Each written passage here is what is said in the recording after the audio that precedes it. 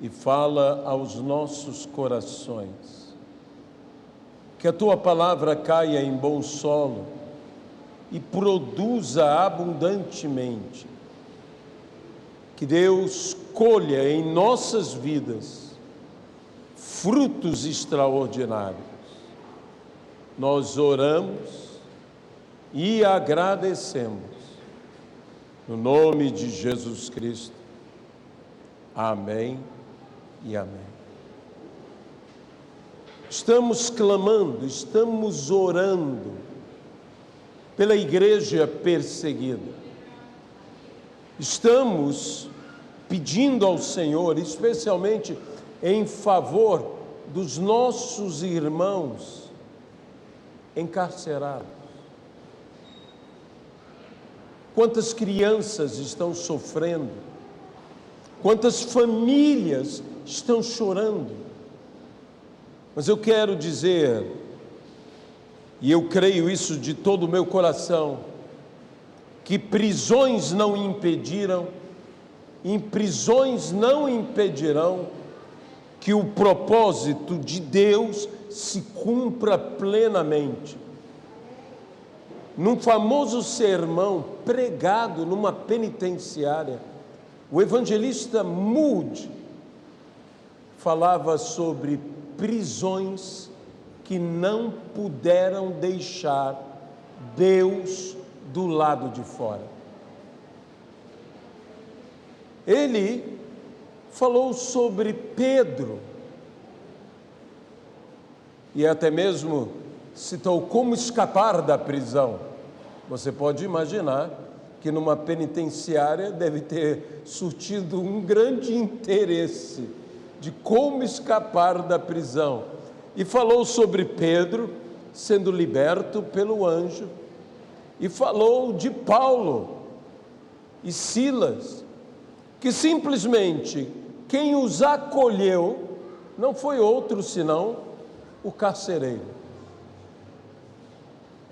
E eu, orando pela igreja perseguida, orando pela igreja sofredora, pela igreja encarcerada, me lembrei de outra prisão. Uma prisão no Velho Testamento, a prisão de José, que de forma nenhuma pôde deixar também Deus do lado de fora. E tão extraordinária foi a questão desta prisão, porque se José não estivesse nesta prisão, Faraó não teria como chamá-lo. Faraó não saberia da sua existência. Foi graças a ele interpretar o sonho daquele padeiro e daquele copeiro, ambos servos de Faraó, foi que 2 anos depois do sobrevivente, do copeiro, já ter se esquecido, lembrou-se, há um homem na prisão que pode ter, ele sim tem a revelação, e ele falará a Faraó o que significa tudo isto. E mandaram trazer José, e José foi de vítima das circunstâncias a vitorioso sobre todas as coisas. E é justamente de ir de vítima a vitorioso que eu desejo que o Senhor nos leve a todos nós neste domingo à noite, pelo testemunho de José, pelo testemunho de Pedro, pelo testemunho de Paulo e Silas, pelo testemunho dos nossos irmãos que estão, por amor a Cristo, presos. Eles também têm a segurança que Deus não ficou do lado de fora, que Deus está com eles do lado de dentro, que o Senhor pode e mudará toda e qualquer realidade, que o Senhor transformará a realidade destas pessoas. Deixe-me citar um testemunho que aconteceu na Romênia, antes da queda da chamada cortina de ferro. Ainda a Romênia sendo governada por autoridades comunistas, ainda vivendo esta dura realidade. O pastor da maior igreja subterrânea, aquela igreja clandestina, que contava já na época com mais de 3.000 pessoas, 3.000 pessoas se reunindo clandestinamente. Não há como manter isto na clandestinidade por muito tempo. Foi ele preso pelo serviço secreto, foi ele levado, torturado. E então trouxeram sua filha, de 6 anos de idade, e disseram à sua filha que falasse com seu pai, porque se seu pai não negasse a Cristo, se seu pai não desistisse, ela não teria formação, ela não teria educação, ela viveria a marginalidade. E de uma menina como aquela menina, saiu uma palavra que só pelo Espírito Santo poderia ter saído. E ela disse com toda a autoridade ao seu pai: pai, eu prefiro vê-lo morto a negar a Jesus Cristo. Todos aqueles homens, aqueles policiais acharam tudo isso muito estranho e disseram: amanhã você estará morto. A igreja então soube dessa ameaça e a igreja que era clandestina se rebelou. Isso foi chamado de a Noite das Velas, em que cada membro daquela igreja saiu e então os que também eram convertidos se juntaram a ele. A igreja se uniu e cada um trazia uma vela na mão e em frente à prisão, aonde estava o pastor, oraram a madrugada toda. Naquela virada de noite, o regime comunista romeno caiu e ele não foi morto. Ele foi de vítima a vitorioso. Uma coisa extraordinária até hoje. Talvez uma das maiores obras de assistência seja feita por essa igreja, por esse pastor, que a igreja já cresceu extraordinariamente. Dizem os que o conhecem que ele sai pelas madrugadas, que ele leva alimento,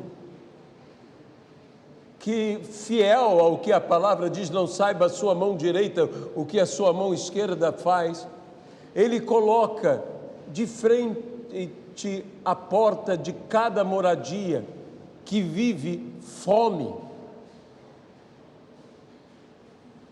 E aonde ele foi torturado, e aonde ele foi preso, hoje é a Sociedade Bíblica da Romênia.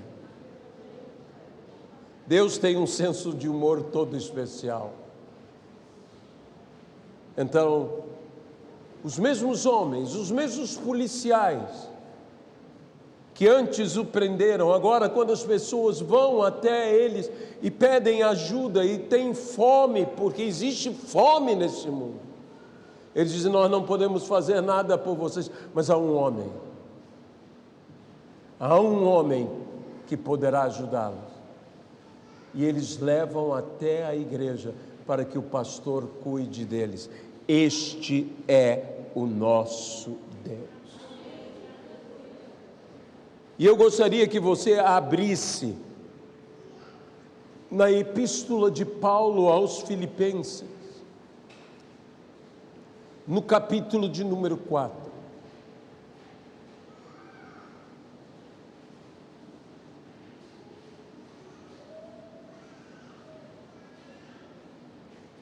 Epístola do apóstolo Paulo aos Filipenses, capítulo de número 4, versículo de número 11. O apóstolo Paulo, tendo recebido uma oferta vinda dos filipenses, alegrou-se, e ele mesmo disse: alegrai-vos no Senhor. E mais uma vez disse: alegrai-vos no Senhor. Mas aqui no versículo 11, Paulo diz: digo isto, não por causa da pobreza, porque aprendi a viver contente em toda e qualquer situação.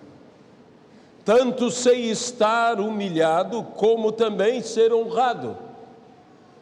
De tudo e em todas as circunstâncias, já tenho experiência, tanto de fartura como de fome, assim de abundância como de escassez. Tudo posso naquele que me fortalece. Todavia, fizestes bem associando-vos na minha tribulação. Que Deus abençoe a sua palavra em nossas vidas. Esse texto, tudo posso naquele que me fortalece, é normalmente aplicado apenas à execução de coisas. Mas esse texto vai além de executar algo, de realizar algo. Esse texto, na realidade, basicamente, ele significa suportar algo. Tudo posso suportar todas as coisas. Posso suportar a abundância, mas também posso suportar a escassez. Posso suportar ter, como suportar não ter. Posso suportar ser honrado, como também posso suportar ser humilhado. Posso todas as coisas. Parece que a igreja tomou esse texto e disse: eu posso ser honrado, e apenas honrado. Eu posso ter abundância, e apenas abundância. Não. O que a Bíblia diz aqui: eu posso todas as coisas naquele que me fortalece. Deus está comigo quando eu tenho abundância. Deus está comigo quando eu tenho escassez. Deus está comigo quando eu estou são. Deus também está comigo quando eu estou enfermo. Deus está comigo quando eu sou honrado. Deus também está comigo quando eu estou humilhado. Em todas as coisas, em todos os momentos, Ele está comigo, Ele está contigo. E é por isso que nós podemos dizer: posso todas as coisas naquele que me fortalece. A igreja perseguida entende muito bem disto. A igreja perseguida compreende esta palavra do apóstolo Paulo, porque essa palavra foi escrita por Paulo quando ele estava prisioneiro. Paulo havia apelado para César, o que nos parece uma coisa estranha, mas Paulo apelou para César. E, portanto, Paulo vivenciou toda a dificuldade, todo o problema. E César, no momento em que Paulo apelou para ele, não era outro senão Nero. Você ter um julgamento presidido por Nero, isso não devia ser algo agradável. Mas o apóstolo Paulo aqui, ele diz: eu posso todas as coisas. Ele disse em outro texto: o viver para mim é Cristo e o morrer é lucro. De modo que o apóstolo Paulo, ele teve um aprendizado, e me parece que a igreja precisa ter também aprendizado.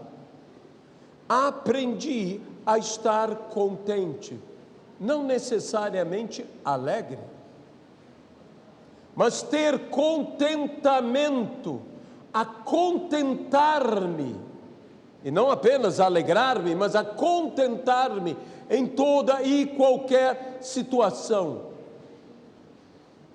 Nenhuma situação, deixe-me colocar isso numa outra linguagem, é capaz de me abater.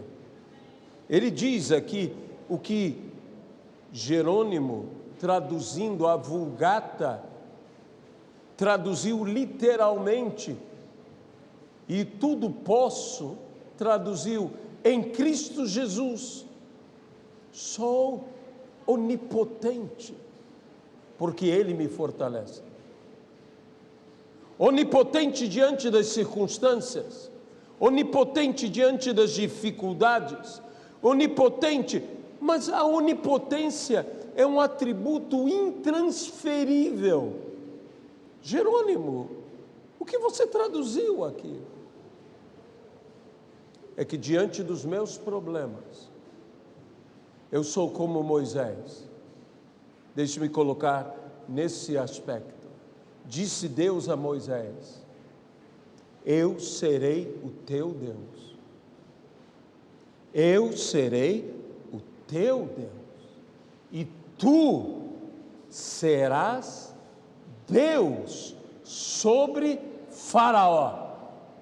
Meus irmãos, sobre o Faraó deste mundo, sobre Satanás, você tem autoridade onipotente, no nome de Jesus Cristo. Que entenda que o poder não nos pertence, por isso é dito, nele que nos fortalece, nele que nos capacita. Nós temos que aprender, eu diria assim, que as dificuldades, que as adversidades, que as tribulações, que as perturbações, nós não devemos fugir delas. Nós não devemos fugir de problemas. Nós devemos enfrentá-los no poder e na autoridade do Senhor. Nós temos que compreender que devemos entregar a Deus aquilo que nós não temos controle nenhum. Se as coisas estão fora do controle de nossas mãos, deixemos nas mãos daquele que jamais nada está fora de controle das suas mãos. Deixemos nas mãos do Senhor. O inimigo trabalha muito num campo que é o campo da nossa mente. Existem umas prisões que não são celas, grades, cadeias, mas são prisões emocionais, são prisões mentais, onde no tabuleiro da vida nós enfrentamos esta luta. Nenhum principado, nenhuma potestade, nenhum poder maligno, nenhuma fortaleza espiritual das trevas é capaz de impedir o progresso da obra de Deus em nossas vidas ou na igreja de Cristo. Mas saiba de uma coisa, fortalezas mentais são outra realidade. Quando nós temos uma disposição mental reprovável, não apenas aqueles que têm vícios em suas mentes, especialmente dados à pornografia e coisas semelhantes, mas especialmente, digo eu agora, vícios relacionados a uma disposição mental que nos aprisiona, que nos rouba a fé. E nós temos que enfrentar isto. Nós temos que saber o poder que existe de entregarmos tudo nas mãos de Deus. Não é sem motivo que a Bíblia diz: entrega o teu caminho ao Senhor. Confia nele, e o mais ele fará. Uma das ações dos ataques na mente que o inimigo faz e aprisiona vidas se chama culpa. E eu gosto da versão na Bíblia que fala que Jesus levou sobre si não apenas os nossos erros, não apenas os nossos pecados, não apenas as nossas dores, mas eu gosto de uma versão que diz também: Ele levou toda a nossa culpa. Porque existe um jogo com o sentimento de culpa, onde culpamos a vida, culpamos a nós, mais raro isso, mas também fazemos. Culpamos os outros, culpamos Deus, e não raro, culpamos o destino. Sabe, o que Deus deseja não é que você tenha culpa ou remorsos. O que Deus deseja de mim e de você é que nós tenhamos uma postura chamada arrependimento. E arrependimento não é apenas sentir-se mal. Arrependimento é mudar radicalmente. Isso é arrependimento. Culpa não me liberta, mas arrependimento me transforma. E nós precisamos sair desse jogo de culpa, tendo um cuidado tremendo com a autopiedade. Como isso existe hoje? Como o sentimento de vítimas. Sabe, Deus quer que nós saiamos desse espírito de ser uma vítima e venhamos a nos erguer, não porque a vida não foi justa para comigo, não porque os homens não foram corretos para comigo, não porque eu não recebo o que eu mereço, não por isso, não por aquilo, eu sou uma vítima. Não, meu irmão, você é mais que vencedor em Cristo Jesus.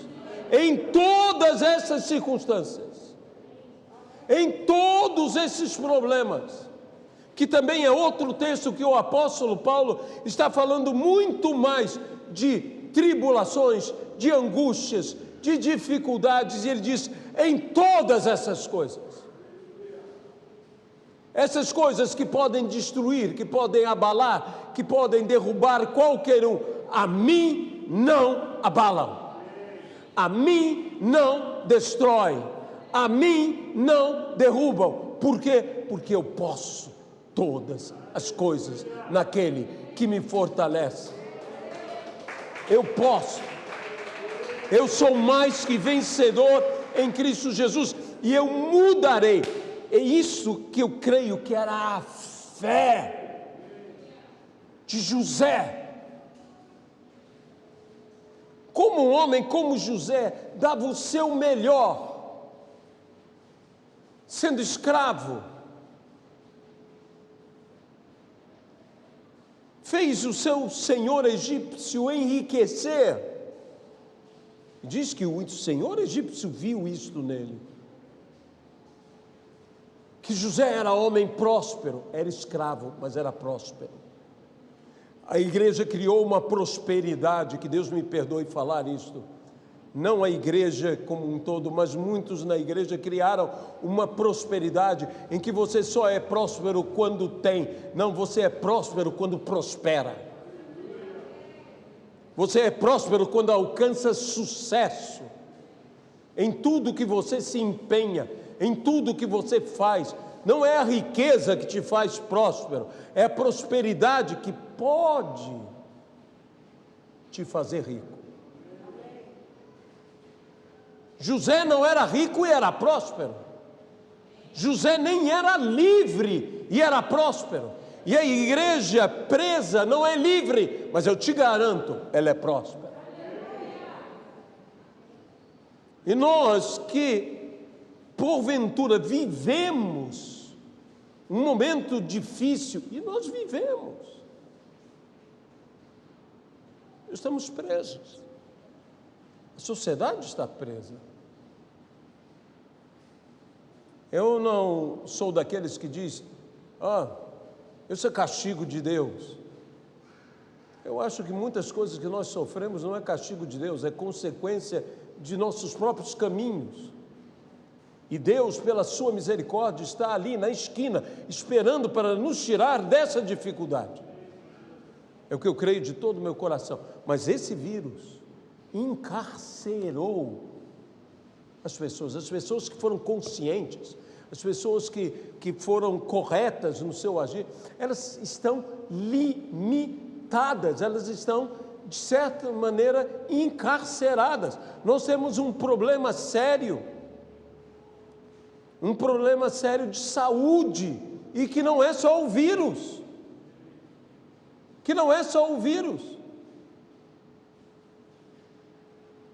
uma atrofia emocional, uma atrofia muscular, uma atrofia de todo o nosso viver por causa desse vírus. E eu não vou culpar nem instituição A ou instituição B, não. Muitas coisas somos nós que não estamos fazendo. Meu amado irmão, você está em casa, você está cumprindo essa situação de isolamento social, mas movimente-se. Movimente-se. Levante-se. Ajoelhe-se, pelo menos para orar. E levante-se de novo. Caminhe pela sua casa de um lado para outro. Você dirá, eu não sou um animal enjaulado, nem eu quero que você seja, mas caminhe, faça algo, movimente, faça ginástica, faça exercício, movimente a sua mente, movimente a sua cabeça. Por quê? Porque você não deve ficar subjugado por uma prisão. Não seja subjugado por essa prisão. Nós teremos problemas de saúde depois que passar. Eu não estou profetizando, pelo amor de Deus, não estou sendo aqui profeta do caos. Eu estou dizendo por causa de muitas pessoas que estão em imobilidade, literalmente imobilidade. Diz, mas não há nem espaço direito. Olha, ninguém quer que você seja Aliás, eu gostaria até que fosse um atleta. Mas existe uma coisa que se chama corpo atlético, existe outra coisa que é um corpo funcional. E o que nós temos que fazer é a nossa mente, é o nosso corpo, é a nossa vida ser uma vida funcional. Ela tem que funcionar. O inimigo não pode alcançar vantagem contra nós. Isso digo também a respeito dos negócios, isso eu digo a respeito dos estudos, isso eu digo a respeito da vida familiar. Em tudo somos mais que vencedores em Cristo Jesus. E a Ele seja a glória. E a Ele seja a glória. Sabe, eu quero dizer uma coisa, e eu creio de todo o meu coração. E me apoio em José, no Egito. Deus pode simplesmente pegar o pior e transformar no melhor na sua vida.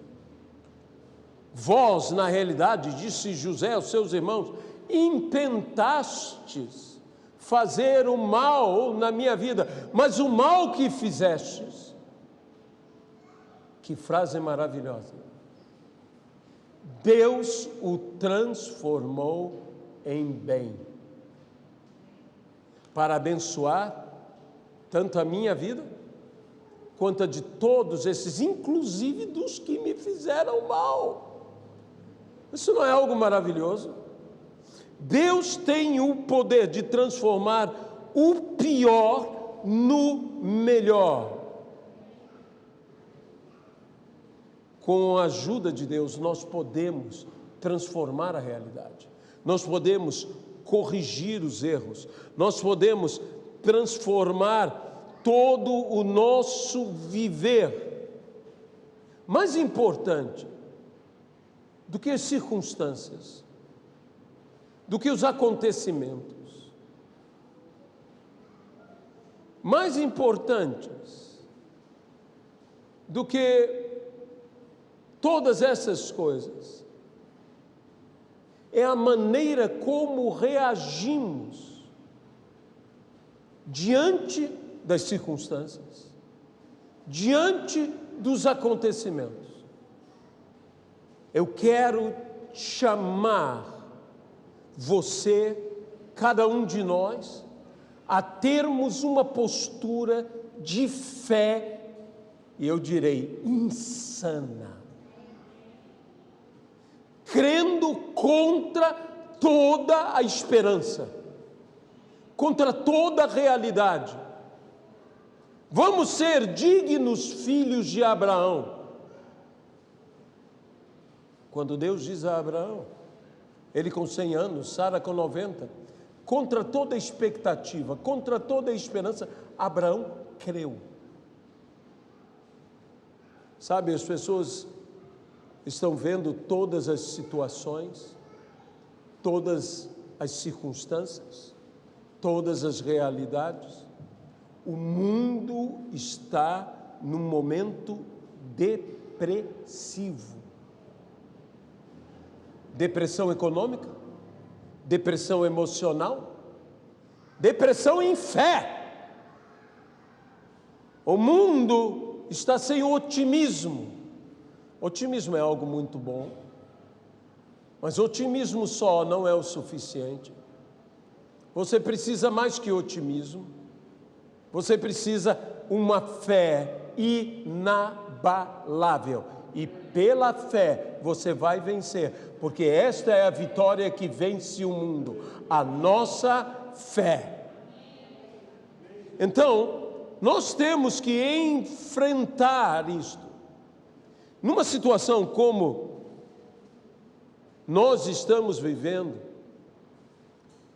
há sentimentos como ódio. Me espanta às vezes como há ódio. Ódio de uma facção, ódio de outra facção, ódio de um grupo, ódio de outro grupo, ódio dentro da igreja. Às vezes, em relação a uma figura pública, alguém diz, eu odeio. Você devia segurar sua língua antes que ela falasse isso. Não odeie. É claro, você tem o direito de ter a tua opinião. Se há uma coisa que eu assumi quanto a esta igreja, eu não emitirei parecer político, nem conduzirei voto de pessoa qualquer da nossa igreja. Eu tenho minha opinião, eu tenho meu voto, cada um tem sua opinião e tem o seu voto. Mas eu não entro nessa seara, porque eu não estou aqui para transformar o mundo pela política. Admiro ministérios que Deus deu para eles. Saiba que existem. Saiba que existem. Ou então não creia em Martin Luther King como homem de Deus. Existem homens assim que foram chamados, mas não é o meu caso. A minha palavra é a palavra para a igreja. A minha palavra não é uma palavra política. Deus não me chamou para isto. Então eu me retiro, porque não entrarei em pleito alheio. Que silêncio. Você poderia dizer, pelo menos me apoiar um pouquinho, dizer amém. Amém, estou contigo, pastor. Mas não entendo ódio. Não podemos entrar no espírito de ódio. Não, eu não odeio. Apenas me ressinto, me magoa. Você sabe que a mágoa é a irmã feia, porque não existem bonitos nessa família, do ódio? É a mágoa. E a mágoa produz o que em você? Amargura.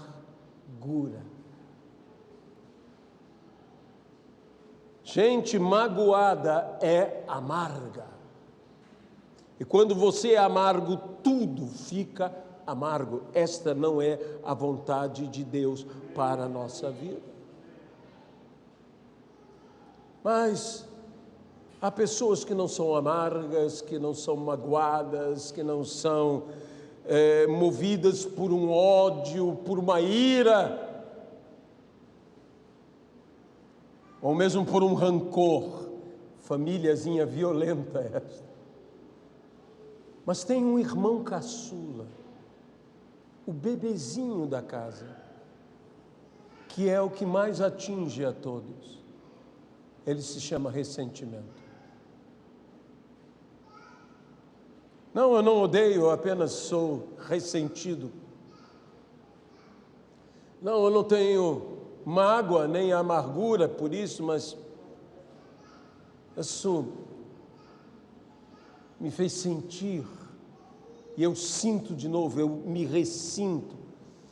Nós não podemos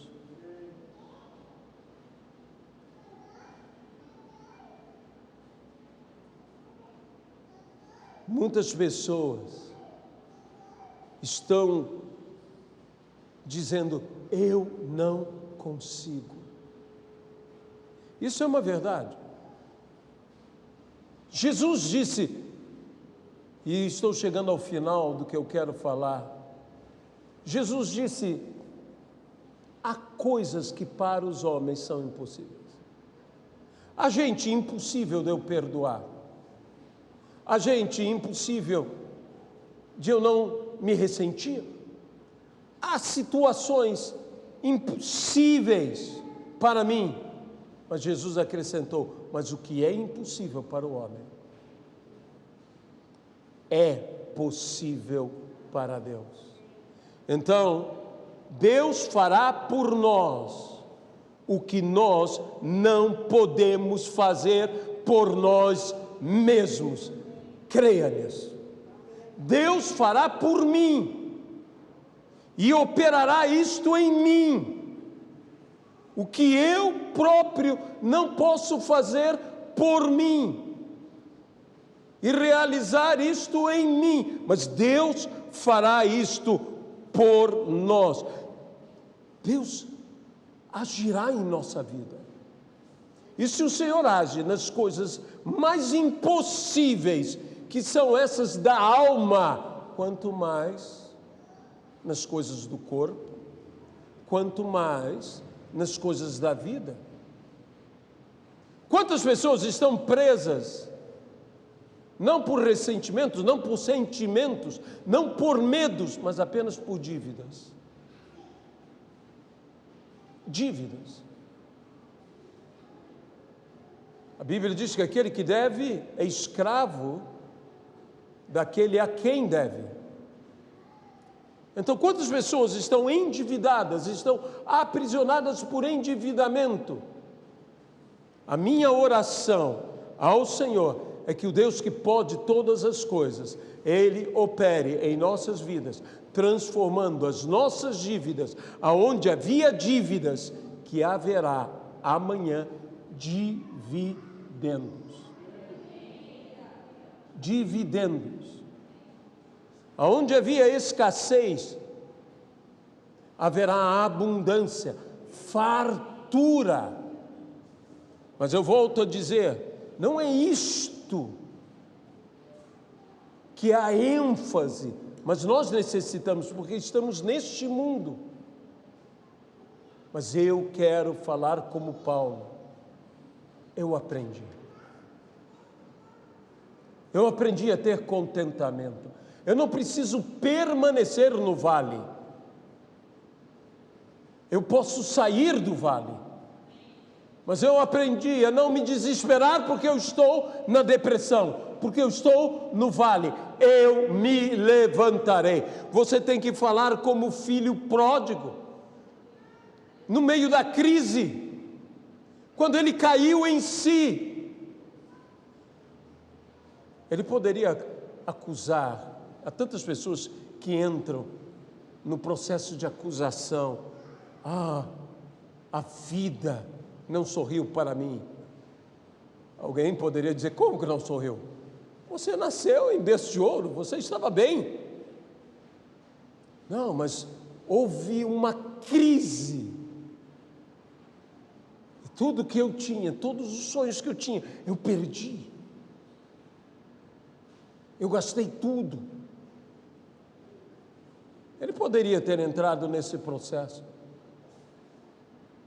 Ele poderia dizer, por que meu pai me deixou ir? Ele poderia culpar o pai. Mas eu gosto da postura que ele toma. Ele diz, eu me levantarei e eu irei. Meus irmãos, a Bíblia diz, se cair, não ficará prostrado, porque o Senhor o segura pela mão. Podemos até cair. Paulo diz, eu caio, mas eu logo me levanto. E então, neste domingo à noite, eu quero te convidar a deixar de ser uma vítima, a entrar no processo de se tornar um vencedor, mas que vencedor. E a primeira coisa que você tem que fazer é levantar-se. A segunda coisa que você tem que fazer é ir. Comece a caminhar para o teu destino. Tome uma postura de fé. De fé. Eu creio de todo o meu coração que Deus não nos chamou para uma derrota, que Ele nos chamou para uma vitória. Isso não quer dizer que eu não tenha problemas, isso não quer dizer que eu não tenha dificuldades, isso não quer dizer que eu não passe por tribulações, isso quer dizer que eu tudo posso naquele que me fortalece, e no Senhor eu sou mais que vencedor. E por fim, eu verei a bondade do Senhor na terra dos viventes. Eu verei, eu experimentarei. Eu quero te convidar a sair do estado de vítima a entrar no status do vencedor. Eu quero te convidar a ser próspero, ainda sendo pobre, a não esperar a riqueza para ser próspero, porque tem gente que é rica e não é próspera. O senhor egípcio era rico, mas não era tão próspero quanto José, que era escravo. O que te faz próspero é quem te faz prosperar. E ele, diz a palavra, fará prosperar todas as obras de nossas mãos. Isso é verdadeira prosperidade. Você que nos ouve, que participa conosco da live, que sentiu-se tocado, que disse: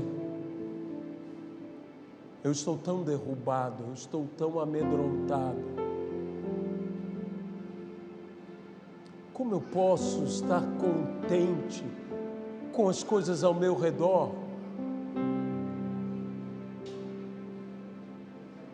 Paulo não disse que estava alegre com tudo aquilo. Paulo disse que aprendeu a contentar-se, não apenas com o muito, mas com o pouco, na confiança que dele o Pai cuida.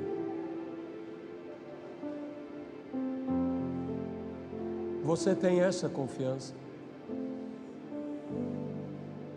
Que de você Deus cuida,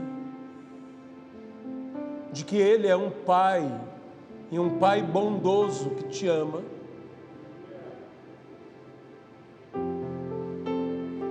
Se você não tem essa confiança, é porque você ainda não é filho. Porque se você fosse filho desse Pai,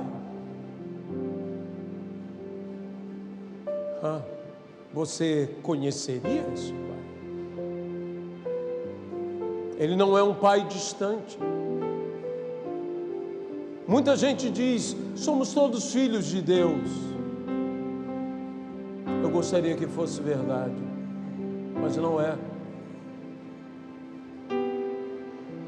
Talvez você me pergunte: mas quem então é filho de Deus? A todos quanto receberam, deu-lhes o poder de serem feitos filhos de Deus. Você quer ser filho de Deus? Você quer ter essa segurança que de você o Pai cuida? Que na casa do teu Pai as coisas não são assim? Aceite a Jesus agora como seu Senhor e seu Salvador, e você viverá uma nova realidade de vida.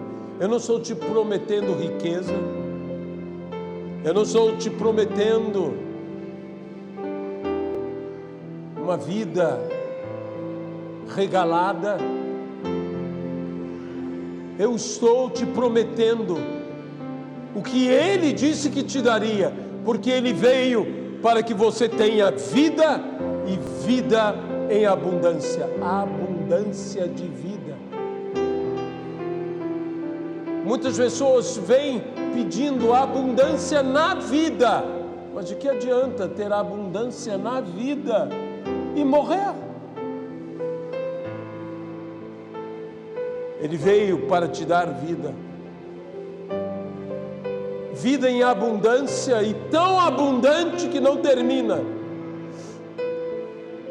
Ele veio para te dar vida eterna. Senhor nosso Deus, eu oro por essa pessoa que aceita Jesus como seu Senhor e seu Salvador. eu clamo agora que ela sinta, que ela tenha convicção de que dela o Pai cuida e sempre cuidará. No nome de Jesus Cristo. Disse Paulo nesse texto, e esse é o convite que eu quero fazer a toda a igreja: fizestes bem em associar-vos comigo, por meio da oferta que me enviaste. Associar-vos às minhas tribulações. Eu não quero estar longe da tribulação do meu irmão, da minha irmã, do meu irmão que pode estar geograficamente distante de mim, politicamente em uma outra realidade, socialmente mergulhado em outro mundo, mas eu quero me associar a ele. Eu não quero ser uma igreja vivendo sua vida separada do total da igreja. Essa é uma igreja fadada à morte, porque a parte do corpo separada do corpo não viverá sem o corpo. E quando o corpo se ressente em qualquer parte do corpo, todo o corpo sente a dor. Eu quero me associar a meus irmãos da igreja perseguida, da igreja presa, da igreja sofredora, da igreja mártir. Somos uma igreja só. Senhor Jesus, nós te pedimos, Senhor, que nós não nos afastemos do irmão necessitado, que façamos o bem a todos, mas principalmente aos da família da fé. Se virmos, Senhor, o sedento, venhamos a dar água, o faminto, venhamos a dar comida, o desnudo, venhamos a vesti-lo. Se vemos o enfermo, possamos visitá-lo. Se vemos o preso, possamos ir vê-lo. E o estrangeiro, possamos recebê-lo. Porque aí, Senhor, fazendo isto, faremos a Cristo, faremos a Ti. Oh, Senhor, e por último quero pedir aqui, eu quero pedir, Senhor, entregando ao Senhor, para que Deus faça em nós o que nós não podemos fazer por nós mesmos. Que o Senhor nos transforme de vítimas em vitoriosos. Que até, ó Senhor, a nossa dívida se transforme em dividendo. Da fraqueza suscitaram força, no nome de Jesus Cristo. Amém e amém.